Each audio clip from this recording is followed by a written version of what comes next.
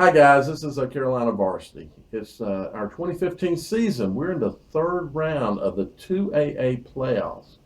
We got a pretty big matchup. This is where the brackets have worked out, where number 4 Franklin is going to come down out of the mountains to play number 1 Monroe. I'm Dale Ross, and I wanted to make mention that this game is also a rematch of third round game from last season, in which Franklin actually won and defeated Monroe. So Monroe may have a little bit of a revenge factor going for them there. Franklin was a one-loss team last year. Then they lost in the regional finals to East Lincoln. Couldn't find a lot of stats on Franklin when I don't know a lot about a team. I try to go look at stats to learn a little bit. But what I did see, I took a look first to see Franklin's got 3 losses on the season. Who they lose to? Asheville 34-20, Irwin 40-35, and West Henderson 26-23. Went to take a look at the North Carolina High School football report that we put out each week. And I found that Franklin is ranked number 20 out of the 2A teams. They were not ranked in the top 30 of overall teams in the state, all classifications. Franklin's averaging 29.6 points a ball game. That's not too bad. And they're giving up about 17.6 points a ball game. So obviously about a 2-score differential in their with their opponents throughout the season. That's not too bad. If we take a look at Monroe, Monroe, of course, is undefeated. They are one of the favorites to win state. They are the number 1 ranked team in 2A in our report. They're actually number 23 overall of all classifications: 4A, 3A, 2A, and 1A. Number 4 in 2A in scoring at 44.3 points a ball game.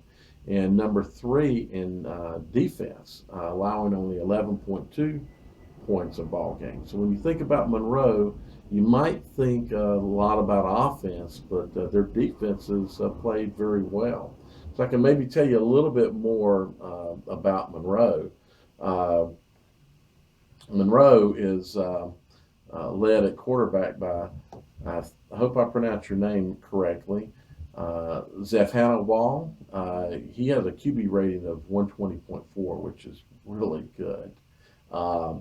He's 112 completions on the season out of 178 attempts, 2,458 yards, and 30 TDs. So Monroe does put the ball up in the air, and they throw the ball primarily to Braxton Knotts, Jadarius McManus, and Jalen Nixon. That's their top 3 receivers. Knotts has 10 TDs on the season, 762 yards, 27 receptions. McManus has 5 TDs, 770 yards, almost the same amount of yards, and 31 receptions. And Nixon, 22 receptions, 8 TDs, and 402 yards on the season. But you can't just think about Monroe as a passing team. They run the ball, and actually they run the ball more than they pass the ball. They had 178 passing plays on offense, 372 running plays. On the season, they rushed for 2,848 yards. So they were actually very, very balanced, about 50-50 run pass. That's a very dangerous kind of team to deal with, because you're not obviously it's going to be a lot depend upon situations. If we go back and we look at rushing, we see Braxton Knotts again. He has 1,012 yards on the season, 14 TDs rushing, 115 carries. So he gets the ball a lot in his hands. Also carrying a big workload is McKinley Nelson. He's a sophomore too. Had 111 carries, 619 yards, and 4 TDs. But they give that kid the ball a lot. And that old quarterback, he's accounted for 530 yards and 9 TDs on the season. So you really got to watch out for him, because a lot of that offense is dictated around him, not just through his arm, but through his feet as well. I think for this ball game, you're going to have physical versus speed. The thing is Monroe does have a little bit of size as well, but they do have speed everywhere. If I don't mention speed enough, I should say it one more time. They are a very fast team, so we're going to have those kind of styles of the fast lowlands team, or we'll say the foothills team, against the mountain team. But last season, Franklin showed them that hey, uh, mountain boys can play football, and so I expect to see some smash mouth out of them, controlling the clock, trying to keep that score down. You want to keep Monroe out of that, reaching those 40s. The real question is going to be, are you going to be able to score against the Monroe defense, which is a very good defense this year?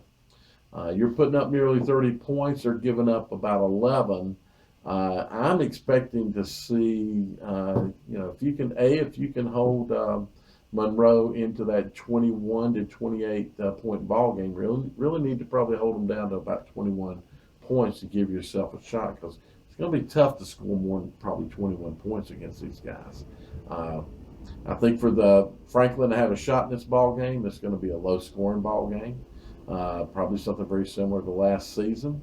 If this score gets up into the 30s, if Monroe creeps up there in the upper 20s to 30s, it's probably is a Monroe win. Let us know what you think. Thanks for watching.